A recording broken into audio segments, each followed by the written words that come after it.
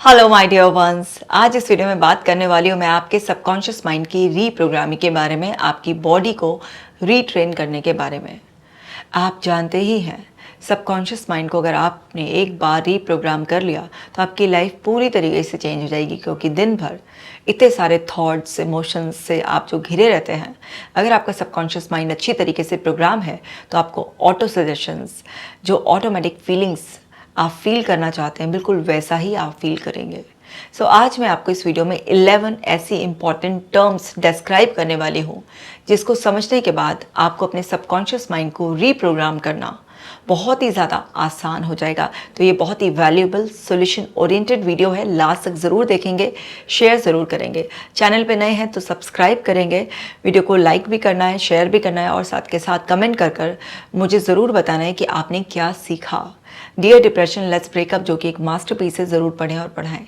और चलिए अब जल्दी से ऐप को डाउनलोड कर लीजिए ताकि आप डेली अफर्मेशंस करें, ब्रीदिंग एक्सरसाइज करें, मेडिटेशन करें और अपने सबकॉन्शियस माइंड को रीप्रोग्राम जल्दी से कर लें। तो चलिए अब हम सीखना शुरू करते हैं। तो ये है इम्पॉर्टेंट टर्म्स। मैं आपको 11 ऐसी टर्म्स बताने वाली हूँ जो सबकॉन्शियस रीप्रोग्रामिंग में बहुत ही ज़्यादा हेल्पफुल होती हैं। पहली टर्म है हमारी थॉट। आप सभी जानते हैं हमारे विचार, दिन में 60 से 70 हज़ार कम से कम विचार हमारे मन में आते ही हैं। अब ये विचार आते हैं और कई बार हम कॉन्शियसली सोचते हैं। तो कॉन्शियस और सबकॉन्शियस लेवल पर, यानी कि हम इन थॉट्स को क्रिएट कर रहे हैं, हम अवेयर हैं उसके बारे में, और कई बार हम अवेयर नहीं होते हैं, ऑटोमेटिकली हमारे दिमाग में थॉट्स आ रहे हैं, जिसको कई बार हम ऐसा बोलते हैं कि वाओ क्या बढ़िया आइडिया आया है। और कई बार हमें लगता है अरे यार ये क्या बुरा सा थॉट मेरे दिमाग में आ गया है। थॉट वर्ड्स की फॉर्म में भी हो सकती हैं, इमेज की फॉर्म में भी हो सकती हैं, थॉट कैसे भी हो सकती हैं। तो ये थॉट क्या होती है, एक आप क्रिएट भी करते हैं थॉट को, और ये ऑटोमेटिक भी आती हैं आपके दिमाग में, और ये वर्ड्स की फॉर्म में भी आ सकती हैं, और ये इमेज की फॉर्म में भी आ सकती हैं, या किसी और अर्ज की फॉर्म में भी, जिसको आप डीकोड कर सकें, किसी भी तरीके से आ सकती है। थॉट यानी कि एक ग्रुप ऑफ वर्ड्स। ये जो थॉट आपके अंदर आती हैं, ये कहाँ से आती हैं? ये थॉट आती हैं आपके अंदर से जो आपने अभी तक लर्निंग ली है, आपकी डायरेक्ट लर्निंग, इनडायरेक्ट लर्निंग, यानी कि आपके खुद के एक्सपीरियंसेस जो अंदर स्टोर्ड हैं, उसकी जो मेमोरी बनती है, और जो भी आपने आसपास से रेफरेंसेस उठाए हुए हैं, यानी कि आपके अंदर जो भी स्टोर्ड है, उसके बेसिस पर आपका माइंड आपको कुछ थॉट्स क्रिएट कर देता है। ये थॉट्स एक्यूरेट नहीं होती हर बार, ये थॉट्स अजम्पशंस होती हैं, ये थॉट्स गैसेस होते हैं। ऐसा क्यों हुआ, ऐसा क्यों हो रहा है, या ऐसा क्यों हो सकता है। थॉट्स ज़रूरी नहीं है कि एक्यूरेट हो, ज़रूरी नहीं है कि हर थॉट रैशनल हो, लॉजिकली फिट हो। ये गैसेस, अजम्पशंस होते हैं। आपका माइंड आपका सबसे बड़ा सलाहकार है। वो जो भी कुछ अंदर स्टोर करता है, उसके बेसिस पर वो थॉट्स बनाना शुरू कर देता है, क्योंकि वो आपकी एनर्जी को सेव करना चाहता है। वो चाहता है कि एक बार जिस तरीके के एक्सपीरियंसेस हुए, आपने जो भी इंफॉर्मेशन कलेक्ट कर रखी है, नेक्स्ट टाइम आप जब उस तरीके की किसी भी सिचुएशन में जाएं, या आप अवेयर नहीं हैं लेकिन आपका माइंड उसको सेंस कर रहा है, जो कि सेंस करने में कैपेबल है, तो वो ऑटोमेटिकली आपको इस तरीके के सजेशन देना शुरू कर देता है। अब अगर ये सजेशंस बहुत अच्छे आ रहे होते हैं तो आपको बड़ी खुशी होती है। आउट ऑफ नोवेयर कहाँ से मेरे दिमाग में इतना बढ़िया आइडिया आ गया। तो थॉट को आइडिया नोशन भी कहते हैं। कहाँ से मेरे अंदर ये सब आ गया, आप बड़ा एकदम से अच्छा महसूस करते हैं, सरप्राइज सा फील करते हैं, और आप उसे इम्प्लीमेंट कर लेते हैं। उस वक्त आप बहुत ज़्यादा दिमाग नहीं लगाते हैं, क्योंकि उसे आप अपनी होशियारी मान लेते हैं। पर जब भी ये नेगेटिव थॉट्स आती हैं, बहुत ज़्यादा इंट्रूसिव थॉट्स आती हैं, तब आप बहुत ज़्यादा परेशान हो जाते हैं। तो इंट्रूसिव थॉट हो, कोई भी नेगेटिव थॉट हो, या कोई बढ़िया से बढ़िया थॉट हो, थॉट जस्ट थॉट होती है। ये एक कॉग्निटिव फंक्शन है। थॉट्स पे उलझने की बजाय उनको समझो कि आपका माइंड बहुत बड़ा सलाहकार है। वो जिस तरीके की सलाह आज आपको दे रहा है, यानी कि जैसा ऑटो सजेशन थॉट के रूप में आपको आ रहा है, उस ऑटो सजेशन के बारे में अवेयर होकर सिर्फ इतना अलर्ट होने की ज़रूरत होती है आपको कि अगर ऑटो सजेशन गलत आ रहा है तो इसका मतलब है कि अंदर कुछ गलत स्टोर हो चुका है। अब माइंड से आप फाइट करोगे तो माइंड कैसे इंटरप्रेट करता है इसको, अरे यार एक तो इसकी मदद की जा रही है, ये दिया जा रहा है, ये मुझे दबाने की कोशिश कर रहा है, तो वो भी अपनी पावर बढ़ाता है और फिर वो अपने आप को प्रूव करने के लिए उसी थॉट को रिपीट करना स्टार्ट कर देता है। अगर आपके दिमाग की तरफ से कोई ऑटो सजेशन रॉन्ग आ रहा है थॉट के फॉर्म में, सो रिलैक्स। आपको सिर्फ उसको डिफरेंट फीड करने की ज़रूरत है, क्योंकि जैसे ही आप उस थॉट पर जो ऑटोमेटिक आ रही है रिएक्ट करना बंद कर देंगे और अंडरस्टैंड करेंगे और जो आप चाहते हैं उससे रिलेटेड मटेरियल अंदर फीड करना स्टार्ट कर देंगे, तो माइंड एक नए मटेरियल के बेसिस पर थॉट बनाना स्टार्ट कर देगा। पर अगर आपका उस पर रिएक्शन आएगा तो माइंड उसे एक थ्रेट की तरह परसीव करेगा, क्योंकि आप रिएक्ट कब करते हैं, जब कोई आपके लिए अनप्लेजेंट या डेंजरस सिचुएशन होती है। तो यहाँ पर एक मिसकम्युनिकेशन हो जाता है आपके और आपके माइंड के बीच में। तो इसलिए जो भी कुछ ऑटोमेटिक थॉट्स आ रही है उस पर रिएक्ट करने की बजाय सिर्फ अंडरस्टैंड करें, और जिस तरीके के थॉट्स आप चाहते हैं कि आपका माइंड उस तरीके की आपको सलाह दे, आपके लिए आगे का रास्ता इजी बनाए, तो उससे रिलेटेड नई इन्फॉर्मेशन को फीड करना स्टार्ट कर दें। उल्टी सीधी कचरा इन्फॉर्मेशन जो आप सारा दिन अपने दिमाग में कहीं रील्स देखकर, कहीं पर भी किसी और सोर्स से जो भरते रहते हैं, उसको भरना बंद कर दें, क्योंकि वो सब कुछ आपकी सेंसेस के ज़रिए अंदर जा रहा है, उसकी स्टोरेज इकट्ठी हो रही है अंदर, वो बन रहा है, सारा मेमोरी आपका बैंक फिल होता जा रहा है और उसी के बेसिस पर माइंड थॉट्स को क्रिएट करता है। सो थॉट्स ग्रुप ऑफ वर्ड्स हैं, थॉट्स एक्यूरेट नहीं होते हैं, थॉट्स अजम्पशंस होते हैं, गैसेस होते हैं।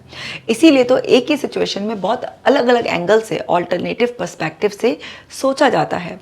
कई बार हम जिस तरीके से सोच रहे होते हैं या हमारा माइंड जिस तरह से हमें एडवाइस कर रहा होता है, वहीं पर सेम सिचुएशन में कोई दूसरा पर्सन है, वो उसी सिचुएशन का कोई डिफरेंट मीनिंग निकालता है, एकदम डिफरेंट इंटरप्रिटेशन, क्योंकि उसके अंदर प्रोग्रामिंग कुछ डिफरेंट होती है। तो एक ही सिचुएशन के जब मल्टीपल मीनिंग्स निकाले जा सकते हैं, डिफरेंट अंडरस्टैंडिंग रखी जा सकती है, इसका मतलब क्या है, आपके अंदर के जैसे बेसिस होंगे उसी पर बायस होकर आपका माइंड किसी चीज़ की इंटरप्रिटेशन निकालता है। ये जस्ट एक कॉग्निटिव प्रोसेस है, आप अपने थॉट्स हैं ही नहीं, इसलिए थॉट्स को अपना मानने की गलती ना करें। कुछ लोग जो उनके दिमाग में उल्टे सीधे थॉट्स आते हैं उसको अपना मान लेते हैं, उससे शेम, गिल्ट, ये सब चीज़ें अटैच कर लेते हैं। नहीं, आप एक प्योर अवेयरनेस हैं, आप ये सब देखने वाले हैं, विटनेस करने वाले हैं, जानने वाले हैं। आप एक नोअर हैं, एक वॉचर हैं, जिसको पता है कि मेरे अंदर कॉग्निटिव लेवल पर क्या चल रहा है। इसलिए थॉट से डरना बंद करें, वो कितने भी बेहुदे, बेतुके थॉट्स हों, समझ जाएं कि वहाँ पर कुछ रॉन्ग फीडिंग की वजह से माइंड इस तरीके का सजेशन दे रहा है। तो चिल, रिलैक्स। थॉट्स अपने आप बदल जाएंगे जैसे ही आप उसे डिफरेंटली फीड करना शुरू करोगे। और क्या फीड करोगे? New information. अब समझ लेते हैं इमोशंस को। इमोशंस सब जानते हैं ना, हमारे इमोशंस कितने कंट्रोलिंग होते हैं, हमारे अंदर के केमिकल रिएक्शंस होते हैं। ये अलग अलग इमोशंस को आप जानते हैं कि हम कोई भी इमोशन फील करते हैं तो वो सब केमिकल्स की वजह से फील करते हैं ना, सेरोटोनिन, डोपामीन, चाहे वो कॉर्टिसोल, एड्रेनलिन, नोरोपिनेफ्रिन, बहुत सारे ऐसे हमारे केमिकल्स अंदर होते हैं, लॉन्ग लिस्ट। तो उस सब की वजह से हमारे अंदर इमोशनल रिएक्शंस फील होते हैं। अब ऐसे तो थॉट भी हमारे केमिकल इम्पल्सेस जब होती हैं और जो उनमें कनेक्शंस बनते हैं, वो सब, इन सब के पीछे अंदर केमिकल लोचाई है। पर अभी हम वो केमिकल को साइड में रखें, क्योंकि वो सबके मतलब की बात नहीं है, लेकिन क्योंकि इमोशंस के रूप में ये सारे पॉपुलर नेम है ना, गाबा हो गया, ये जो डोपामीन हो गया, ये सब लोग पहचानते हैं, सेरोटोनिन, ऑक्सीटोसिन सब पहचानते हैं, इसलिए मैंने नाम ले दिया। तो इन सबको साइड में रखकर हम इसके नॉर्मल साइकोलॉजिकल एस्पेक्ट को समझते हैं। तो इमोशंस क्या है? हमारी भावनाएं हैं, वो एहसास है जो हम महसूस करते हैं। अब अगर ये हमारे अंदर अच्छे हमें महसूस हो रहे होते हैं तो हम बहुत अच्छा फील करते हैं, नहीं हो रहे होते हैं तो हम बहुत विचलित हो जाते हैं। तो ये जो इमोशंस हैं, ये थॉट्स की वजह से हम फील करते हैं, हमारी एक्टिविटीज़ की वजह से हम फील करते हैं। जैसा हम सोच रहे होते हैं वैसा हम फील करने लग जाते हैं, या जैसे हम एक्शंस लेते हैं वैसा ही हम फील करने लग जाते हैं। जैसा हमारे आसपास का एनवायरनमेंट होता है, हमारी सेंसेस वहाँ से इंफॉर्मेशन कैच कर रही होती हैं, उसके अकॉर्डिंग ही हमारे अंदर इमोशंस फील करते रहते हैं हम। सो इमोशंस, इसके अंदर क्या है, मोशन है, यानी कि ये बदलता रहता है। तो हमारी इमोशनल स्टेट चेंज होती रहती है। कभी हम खुश होते हैं, कभी हम किसी बात पे परेशान हो जाते हैं, कभी कोई जलन हमें पकड़ लेती है, कभी किसी और तरीके की भावना से हम घिर जाते हैं। तो ये हर समय एक मोशन में, यानी कि चेंज होना। तो विचारों की भी फितरत है बदलते रहने की, और भावनाओं की भी फितरत है बदलते रहने की, यानी कि हमारे शरीर और मन के स्तर पर हर समय कुछ ना कुछ बदल रहा होता है। सो हमारे जो इमोशंस हैं उनकी नेचर कंट्रोलिंग होती है। हमारे इमोशंस हमें कंट्रोल करते हैं।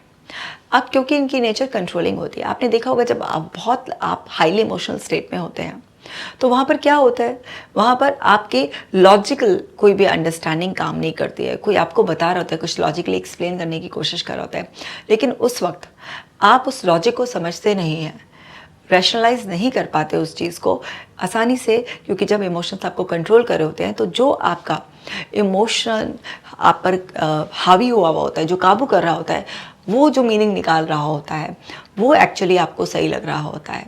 तो जब इमोशन का फ्लो डाउन हो जाता है तो फिर उसके बाद आप किसी भी चीज़ को रैशनल स्टैंड पॉइंट से समझने के लिए तैयार होते हैं। आप उसका लॉजिकल एस्पेक्ट या डिफरेंट उसकी एक्सप्लेनेशन को समझने के लिए, सुनने के लिए आप तैयार होते हैं।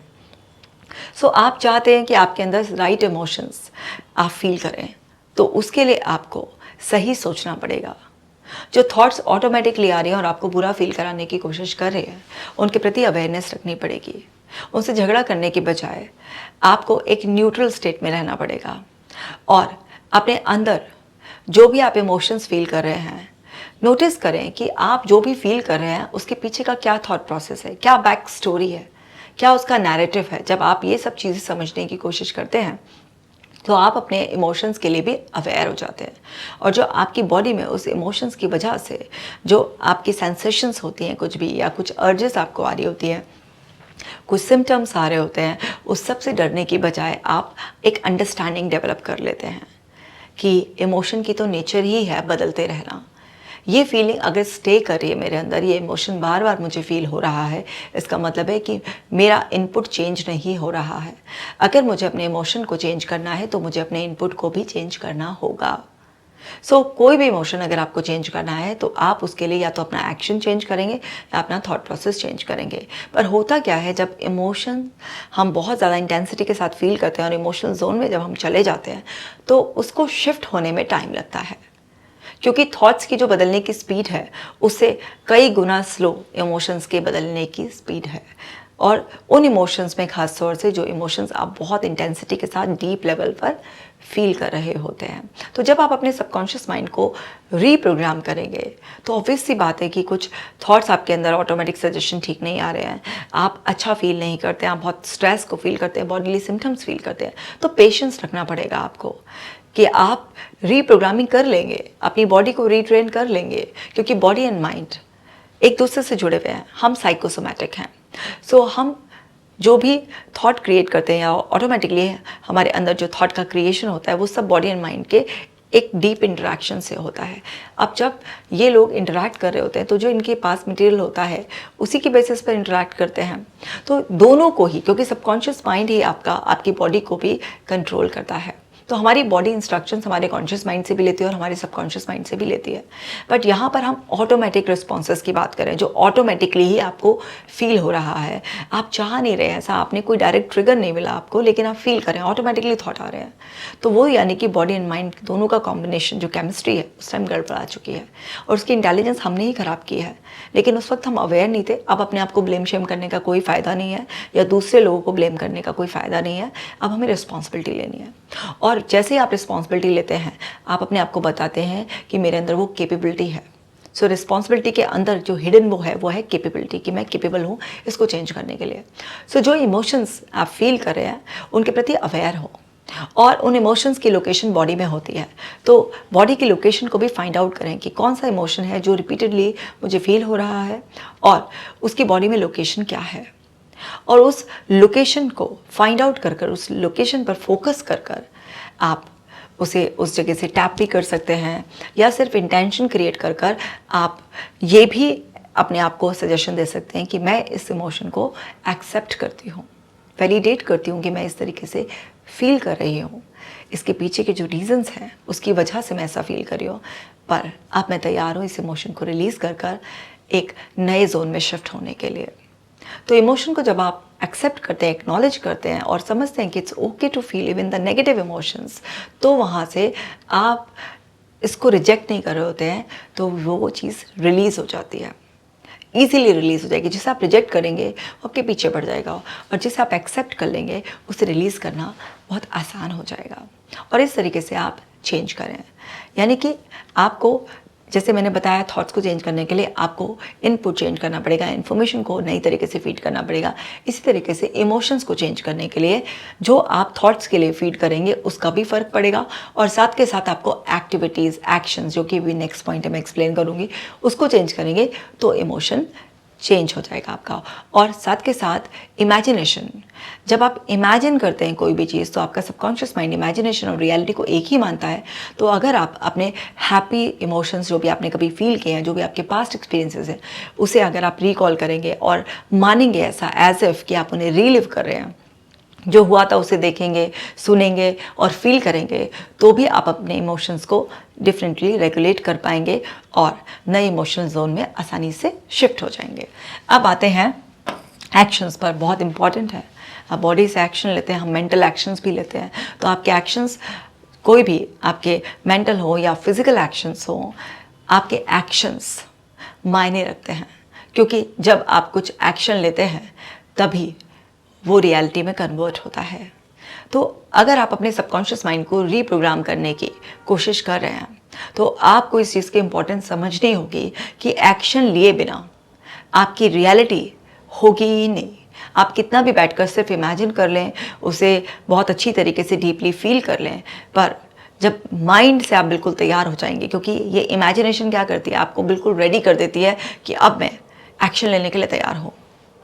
ऐसा नहीं है कि बिना एक्शन के कुछ भी आपकी लाइफ में चेंज हो जाएगा, कोई भी अट्रैक्शन ऐसे हो जाएगा, आप अपनी हेल्थ को अट्रैक्ट कर लेंगे या जो भी आप चेंज करना चाह रहे हैं अपने आप हो जाएगा। नहीं, एक्शन लेना पड़ेगा।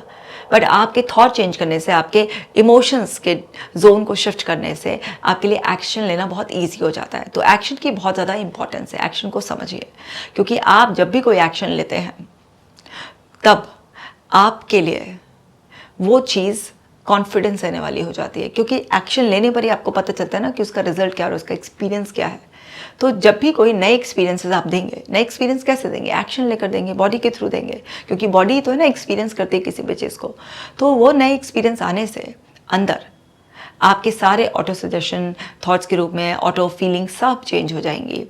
आप देखिए, जो एक्शंस हैं, आदमी लेता है, 1-2 दिन लेता है, लेकिन उसके बाद आलस मार जाता है। क्यों? क्योंकि बॉडी जो पहले से ऑटो पायलट मोड पर चल रही है, ऑटोमेटिकली आपने देखे होंगे आपके रेफरेंस एक्शंस आते हैं आपके एकदम से। आप कई बार सोचते हैं कि भी मुझे ये नहीं करना है, लेकिन आप देखते हैं कि जो पुराने बहुत स्ट्रॉन्ग पैटर्न है वो इतना आपका माइंड कैप्चर कर लेते हैं कि ऑटोमेटिकली आप वही कर गुजरते हैं जो आप पहले से करते आ रहे थे। तो यहाँ पर आपको बहुत ज़्यादा ध्यान रखना होता है कि एक्शंस को, आपको कॉन्शियस एक्शंस लेने की बात मैं कर रही हूँ, आपका मन नहीं करेगा। जो सबकॉन्शियस माइंड आपका गलत तरीके से प्रोग्राम हो गया है, वहाँ पर जो इमोशंस की केमिस्ट्री सेट हो चुकी है, वही पुराने ऑटो सजेशंस कुछ दिनों तक आपको कंट्रोल करने की कोशिश करेंगी, वही पुरानी फीलिंग्स आपको कंट्रोल करने की कोशिश करेंगी, और आपका एक्शन लेने का मन नहीं करेगा और आप प्रोक्रास्टिनेट करेंगे कल कल कल, और कल कभी आती नहीं है। इस टाइम पर आपको ये समझना है कि आपको कॉन्शियस थॉट क्रिएट करनी है, और इमोशन अगर उसके हिसाब से एकदम से नहीं भी आ रहा है तब भी आपको एक्शन लेना है। और जब आप एक्शन लेंगे नए थॉट प्रोसेस के साथ, इमोशन नहीं भी आ रहा है, पर मैंने बताया ना, जब आप एक्शन लेते हैं या नया थॉट प्रोसेस क्रिएट करते हैं तो उसका इम्पैक्ट आपके इमोशन पर पड़ता है, और फिर धीरे धीरे आप अपने इमोशनल जोन को शिफ्ट कर लेंगे। तो यानी कि ये कहना बिल्कुल बेकार है कि मेरा मन नहीं कर रहा है, क्या करें, बिल्कुल भी अंदर का मन सपोर्ट नहीं कर रहा, नहीं करता, किसी का भी नहीं करता। ज़िंदगी मन से नहीं चलती है, ज़िंदगी समझ से चलती है। अगर आप मन के भरोसे बैठेंगे ना, तो आज मन है, कल मन नहीं है, मन से नहीं होता। अब मैं आप लोगों के लिए रोज़ वीडियो बनाती हूँ, केजे टॉक्स पे भी, इस पर भी डलती है, तो 7 दिन आप वीडियोस देखते हैं। अगर मैं बोलूँ अरे बस बहुत हो गया, अब मेरा मन नहीं है, मन से थोड़ा ना होता है। कई बार मेरा शेड्यूल इतना बिजी होता है ना, मेरी भी कभी तबीयत डाउन होती है, कुछ भी ऐसे रीजंस होते हैं, और बहुत सारी मीटिंग्स, अपॉइंटमेंट्स सब होते हैं, लेकिन फिर भी कमिटमेंट है, करना है तो करना। ये मन क्या होता है भाई, नहीं कर रहा मन तब भी, जो करना है सो करना है, तो मन नहीं डिसिप्लिन। तो एक्शन जब आप लेंगे तो यहाँ पर आपको डिसिप्लिन का ध्यान रखना है।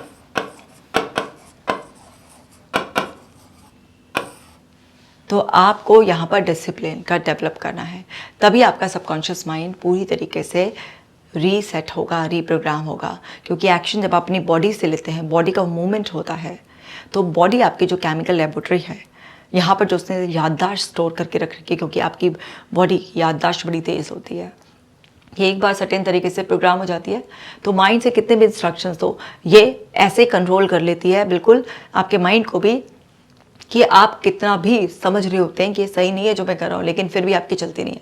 तो एक्शन लेना इसलिए ज़रूरी है क्योंकि एक्शन लेने से बॉडी बहुत जल्दी उसकी केमिस्ट्री रीसेट हो जाती है। तो एक्शंस की इंपॉर्टेंस है। अब बात करते हैं बिलीफ की। बिलीफ क्या होते हैं भाई? आपके बिलीफ होते हैं जो भी आपके रिपीटेड एक्सपीरियंस हुए हैं, जो भी आपके स्ट्रॉन्ग रेफरेंसेस आपने कैच किए हैं, उसके बेसिस पर आपके कुछ अंदर सिस्टम में फिक्स हो गया है, वही आपके बिलीफ है।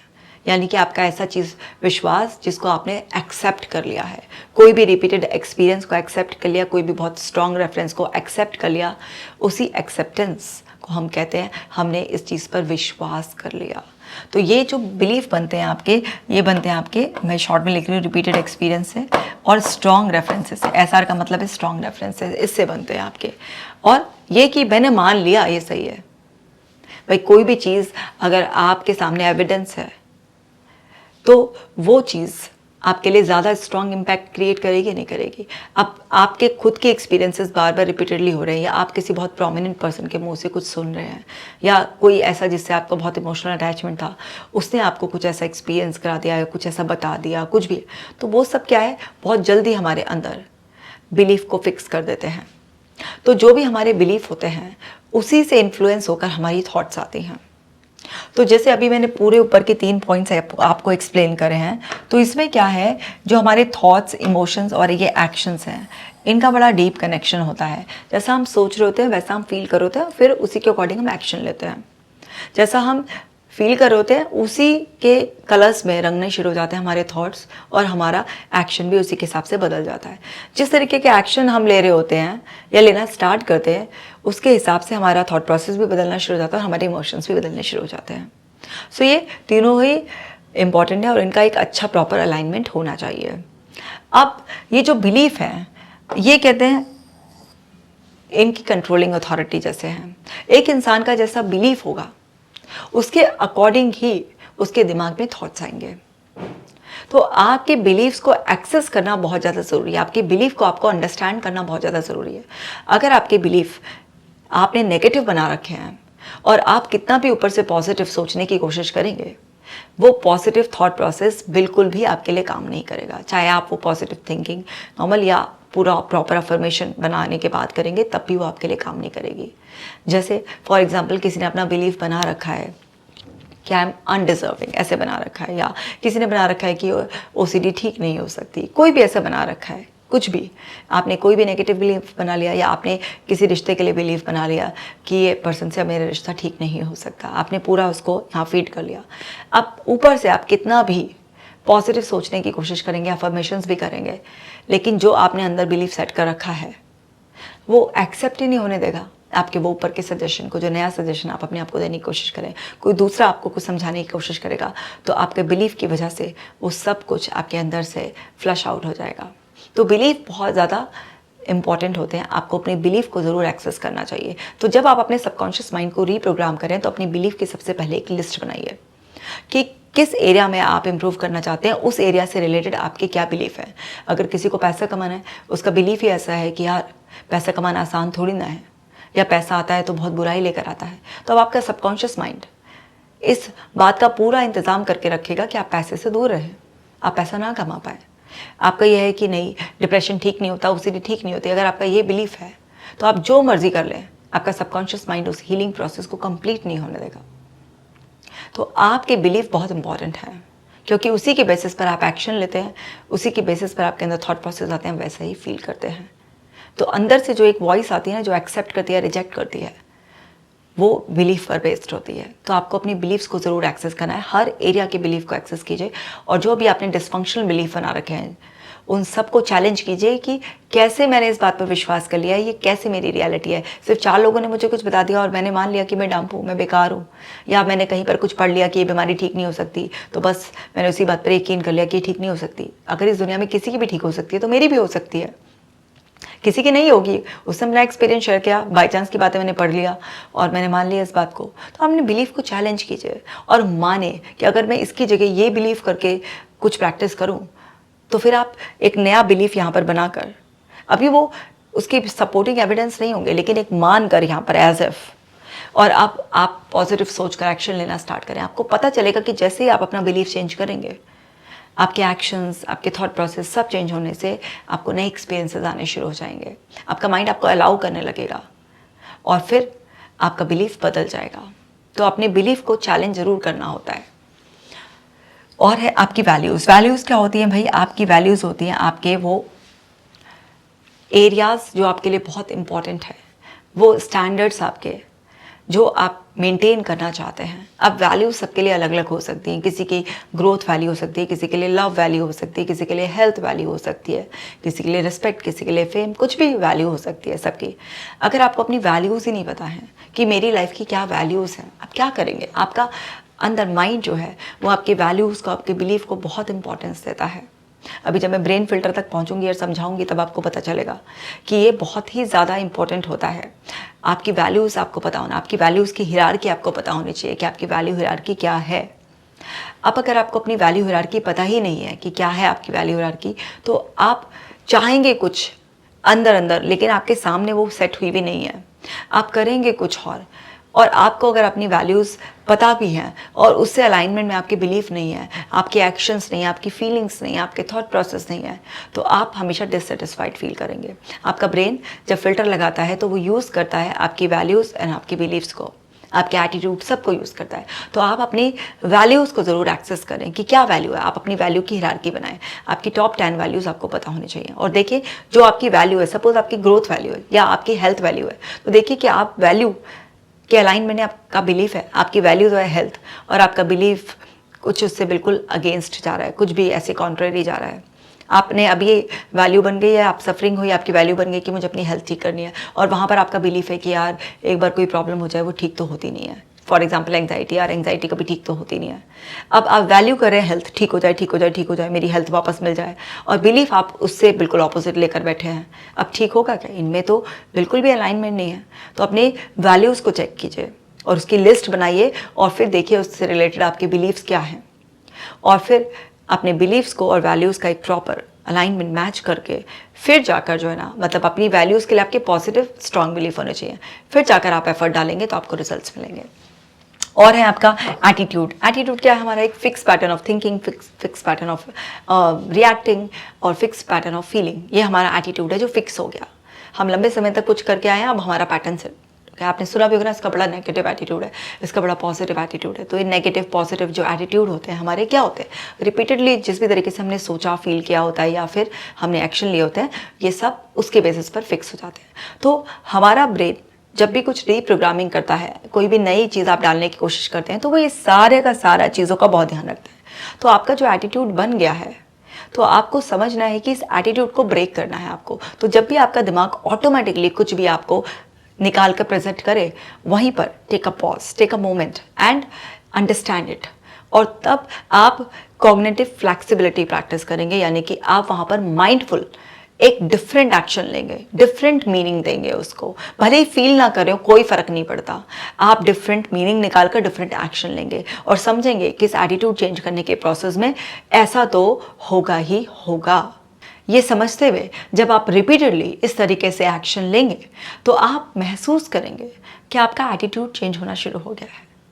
तो जब आपका एटीट्यूड चेंज हो जाएगा तो फिर आपकी जो भी कॉन्शियस मीनिंग निकालने की या कॉन्शियसली अवेयर होकर एक्शन लेने की जो हैबिट अभी आपको एक डालनी पड़ रही है, ज़बरदस्ती की इतना एफर्ट करना पड़ा है, सब मेहनत आपकी ख़त्म हो जाएगी। तो एक पर्सन को राइट एटीट्यूड फॉर्म करना चाहिए। तो जब भी आप कोई चीज़ रिपीट करें तो आप अंडरस्टैंड करें उस चीज़ को कि ये जो मैं चीज़ रिपीट कर रहा हूँ, हर चीज़ रिपीट होकर मेरा एक पैटर्न सेट हो रहा है, मेरा एक एटीट्यूड डेवलप हो रहा है क्या ये एटीट्यूड अगर मेरा इस तरह से डेवलप हो रहा है, क्या मैं इसको लाइफ टाइम एंजॉय कर पाऊँगा, कर पाऊँगी? अपने आप से क्वेश्चन करें। अगर हाँ तो सेट होने दें कुछ भी, और अगर ना तो माइंडफुल हो जाए और उस पैटर्न को वहीं पर जब भी वो वीक स्टेट में ब्रेक कर दें। और है आपकी चॉइस।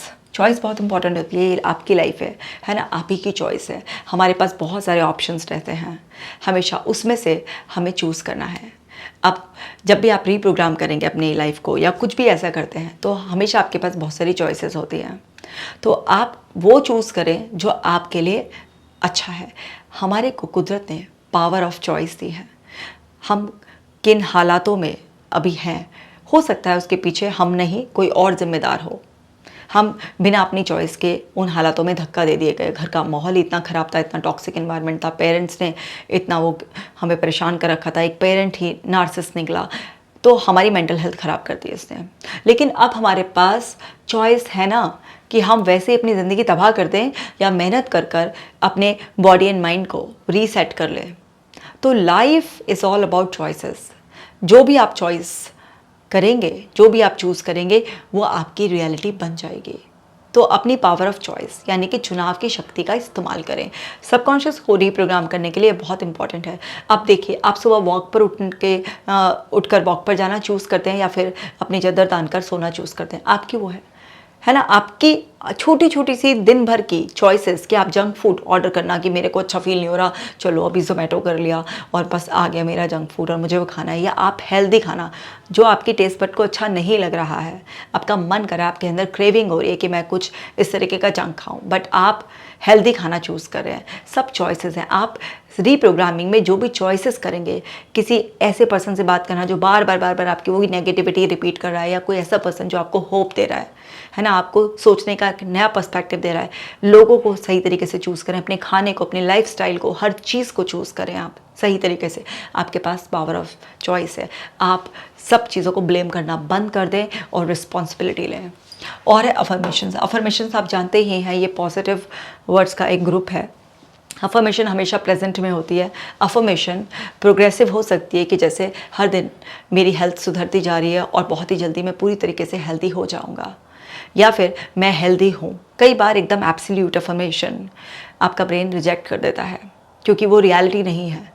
बट अगर आप ऐसा बोलते हैं कि हर दिन मेरी हेल्थ बहुत बेटर होती जा रही है और अब मैं बहुत हेल्दी महसूस करने लगा हूँ, मुझे पूरा विश्वास है कि मेरी हेल्थ बहुत ही जल्दी पूरी तरह से ठीक हो जाएगी, इस तरह से जो भी आपकी नीड है उसके हिसाब से आपको स्पेसिफिक, जितना स्पेसिफिक अफर्मेशन लिखेंगे, प्रेजेंट में लिखेंगे उसको या प्रोग्रेसिव वे में लिखेंगे, बहुत ही ज़्यादा इफ़ेक्टिव होता है। ये वो पॉजिटिव वर्ड्स की आर्मी है जो आपको नेगेटिविटी से बचा कर रखती है। तो अफर्मेशंस तब काम करेंगी जब आप अपने बिलीफ, वैल्यूज़, एटीट्यूड को अंडरस्टैंड कर लेंगे, इनको समझेंगे और चूज़ करेंगे। क्योंकि अफर्मेशंस आप जब रिपीट करेंगे तो एकदम ऐसे अंदर सिस्टम में नहीं चली जाएगी, क्योंकि अंदर की कंडीशनिंग पहले की डीप है। तो आपकी वो अफर्मेशंस तब काम करेगी जब आप अफर्मेशंस में इमेजेस भी ऐड करेंगे। वो वर्ड्स जो आप रिपीट कर रहे हैं उसे पूरे कॉन्फिडेंस के साथ, अपनी वॉइस मॉड्यूलेशन के साथ उसको रिपीट करेंगे और उसे फील करेंगे एज इफ कि आपकी रियलिटी है, तब अफर्मेशंस काम करेंगी। अफर्मेशंस बहुत ज़्यादा काम करती हैं, लेकिन सिर्फ उन लोगों पे काम नहीं करती हैं जिनके बिलीफ पे उन्होंने काम नहीं किया, पता ही नहीं है उनके क्या सड़े गले बिलीफ पड़े हुए हैं, या जिनको पता ही नहीं है कि उनकी वैल्यू हियरार्की जो है उसके अकॉर्डिंग नहीं है। तो आपको समझना होगा कि आप अगर अपने आप को रीप्रोग्राम करना चाहते हो तो इन सब बातों पर आपको खास ध्यान रखना होगा। और है विजुअलाइजेशन, है ना। सबकॉन्शियस माइंड की रीप्रोग्रामिंग की बात करते हैं तो विजुअलाइजेशन की, यानी कि आपको अंदर इमेजिन करना है, अपनी पांचों सेंसेस को एंगेज करना है, अपने उस फ्यूचर इमेज को जो आप चाहते हैं। अगर आप अपने ब्रेन को एक फ्यूचर इमेज दे देते हैं कि मेरे को ये चाहिए, मेरे पास ये पर्पस ऑफ लाइफ है, मुझे ऐसे जीना है, ऐसे फील करना है, ये करना है, सब कुछ उसको विजुअलाइज करना शुरू कर देते हैं, मान कर कि आप पूरी तरीके से हील हो गए, ठीक हो गए। उसके बाद आप क्या कर रहे हैं, व्हाट नेक्स्ट, क्यों हो इतनी हीलिंग, क्यों इतनी मेहनत की जाए, वो पूरा का पूरा अगर आप आउटकम विजुअलाइज करते हैं। सो जब आप आउटकम विजुअलाइज करते हैं, विजुअलाइजेशन में यानी कि पांचों सेंसेस की बात कर रही हूँ मैं, तो आप जब पांचों सेंसेस को एंगेज करके, ये नहीं कि केवल तस्वीर बनानी है, मतलब उसमें ऑडियो भी डाल रहे हैं, एक्शन भी, फीलिंग्स भी, सब पूरा ऐसे अपनी मेंटल मूवी क्रिएट कर रहे हैं, तब सबकॉन्शियस माइंड में हीलिंग बहुत फास्ट होती है एंड बॉडी भी बहुत जल्दी अपनी केमिस्ट्री को रीसेट कर देती है। ब्रेन फिल्टर, ये एक मेटाफर है। ब्रेन फिल्टर का मतलब होता है कि दिमाग को एक्सेप्ट, रिजेक्ट और डिस्टॉर्ट करने का एक सिस्टम। तो हमारे ब्रेन में जो एक ब्रेन फिल्टर है वो हमारे बिलीफ के बेसिस पर, हमारे वैल्यूज़, हमारे एटीट्यूड, हमारी जो चॉइसेस हैं उन सब के बेसिस पर, हमारी जो अंदर मेमोरीज हैं उन सब के बेसिस पर हमारा ब्रेन फिल्टर काम करता है। तो ये क्या करता है, जो हमारी बिलीफ, वैल्यूज़ वगैरह से, एटीट्यूड से मिलता है उसको एक्सेप्ट कर लेता है, जो नहीं मिलता है उसे रिजेक्ट कर देता है, और जो नहीं मिलता है कई बार उसे मॉडिफाई कर देता है, टोटली रिजेक्ट नहीं करता। इस तरीके से ये काम करता है। आपने सुना भी होगा ना इसका technically, delete, distort and generalisation, वही है ये। सो इस ब्रेन फिल्टर को, जो कि आपके एंग्जाइटी, डिप्रेशन, ओसीडी किसी भी ऐसी कंडीशन में ठीक से काम नहीं करता, अगर आप चाहते हैं कि बहुत अच्छी तरीके से फंक्शन करे तो आपको अपने दो important cheese, belief and values, और जो भी आपके पास मेमोरीज में कचरा पड़ा है, कोई भी पास्ट का ट्रॉमा, कोई भी इस तरीके की पेनफुल मेमोरी पड़ी है, उस सबको रिलीज जैसे आप कर देंगे, अपने एटीट्यूड को ठीक कर लेंगे। एटीट्यूड भी अपने आप ही ठीक हो जाएगा जब आपकी बिलीफ और वैल्यूज़ पे आप बहुत स्ट्रांगली काम कर लेंगे और पास्ट के पेन को रिलीज कर देंगे, फिर आपका ब्रेन फिल्टर बहुत अच्छे से काम करेगा। अभी क्या है, आपका ब्रेन फिल्टर ठीक से काम नहीं कर रहा है और ऑटोमेटिकली जो थॉट्स बन रही है, कचरा थॉट, उसको वो रोक नहीं पा रहा है, उसे रिजेक्ट नहीं कर रहा है, क्योंकि अंदर से जो बिलीफ, जो वैल्यूज़ पड़े हुए हैं वही खराब पड़े हुए हैं। इन्हीं के बेस पे तो ब्रेन फिल्टर काम करता है, और वही सब चीज़ जिसके बेसिस पर वो काम करता है वही ठीक नहीं है। तो क्या हो रहा है, यहाँ पर गड़बड़ हो रही है।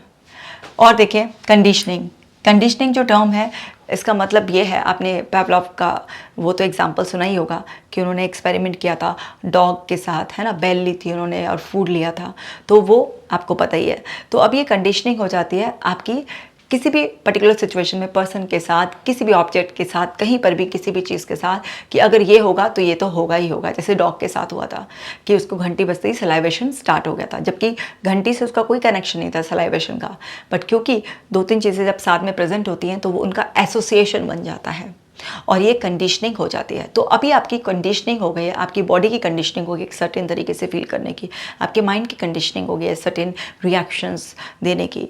तो अब आपको रिकंडीशन करना है। तो यहाँ पर आपको क्या करना होता है, जो आपने नया सोचा हुआ है, जो भी आपने अपने लिए नया थॉट, नई इमोशनल स्टेट या नए एक्शंस, उसको ऑटोमेट पर, कंडीशनिंग का क्या मतलब है कि अब वो चीज़ ऑटोमेटिक हो गई है, अपने आप हो रही है, सबकॉन्शियस आपके रिएक्शंस आ रहे हैं अपने आप। तो कंडीशनिंग को समझिए डीपली, कंडीशनिंग में टाइम लगता है। आप बहुत हाईली इमोशनल स्टेट में होते हैं तो कंडीशनिंग तुरंत भी हो जाती है। मतलब आप बहुत ज़्यादा उदास थे, है ना, बहुत ज़्यादा परेशान थे, उससे में कोई चीख कर चिल्ला कर आपको कुछ बुरी बात कह दी, वो सीधा आपके अंदर डीपली चली जाएगी। तो बहुत हाईली इमोशनल स्टेट में एकदम से कोई भी चीज़ आपके डीप अंदर सबकॉन्शियस में चली जाती है, बट इतनी हाई इमोशनल स्टेट हर वक्त तो नहीं होती है ना। तो आपको इसको धीरे धीरे रिपीटेशन से होता है। तो ये जो कंडीशनिंग होती है ये रिपीट करने से होती है। तो जब आप कोई भी चीज़ को रिपीट करते हैं तो वहाँ से क्या होता है, आपकी कंडीशनिंग हो जाती है। तो आपको क्या करना है, एक्सरसाइज डेली करनी है, आपको हेल्दी फूड डेली खाना है, अफर्मेशंस डेली लिखनी है, विजुअलाइज डेली करना है, आपको अपने बिलीफ, वैल्यूज़ पर जो भी आपने काम किया है, जो नए एक्सपीरियंस लेने हैं वो डेली करने हैं। तो क्या होगा, उन सिचुएशन से, पर्सन से, ऑब्जेक्ट से, जो भी आपकी कंडीशनिंग, जो भी आपके ट्रिगर्स हैं, जो भी आपके आसपास एनवायरनमेंट में है, उन सब से आपकी रिकंडीशनिंग हो जाएगी। तो आपको ये सारी 11 टर्म्स का बहुत खास ख्याल रखना है। अब इन पे तो और भी ज़्यादा डिटेल में बात की जा सकती है, बट मैंने इनफ एक्सप्लेन कर दिया आपको ताकि आप का फ़ायदा हो जाए। अब एक एक टर्म को बहुत अच्छी तरीके से समझे, फिर भी कोई कन्फ्यूजन रह गया हो तो चिंता करने की कोई बात नहीं, कमेंट सेक्शन में लिख दो कि आपको किस और एक पर्टिकुलर पॉइंट पर आपको क्लैरिटी चाहिए, तो मैं जल्दी से एक और वीडियो बना दूंगी। बस आपका फ़ायदा होना चाहिए ताकि आप घर बैठे ही बहुत अच्छी तरीके से अपने सबकॉन्शियस माइंड को रीसेट करें। तो अब ये जो 11 टर्म्स आपने सीखी हैं, ये इन सब का सबकॉन्शियस रीप्रोग्रामिंग में, बॉडी को रीट्रेन करने में बहुत ही बड़ा रोल है, बहुत ही बड़ा कंट्रीब्यूशन है। इसलिए मैंने इन टर्म्स को अलग तरीके से डिफाइन कर दिया। अब विजुअलाइजेशन, अफर्मेशंस पर जैसे अलग से भी वीडियो है, ब्रेन फिल्टर पर भी अलग से वीडियो है, तो आप उसको देख लीजिएगा। बिलीफ पर मैंने अलग से बना रखी है, तो इन सब की डिटेल वीडियो भी ज़रूर देख लेना ताकि और ज़्यादा क्लैरिटी आ जाए। इस वीडियो को ज़रूर शेयर करो। मैं मिलूंगी आपसे नेक्स्ट वीडियो में। अपना खास ख्याल रखना।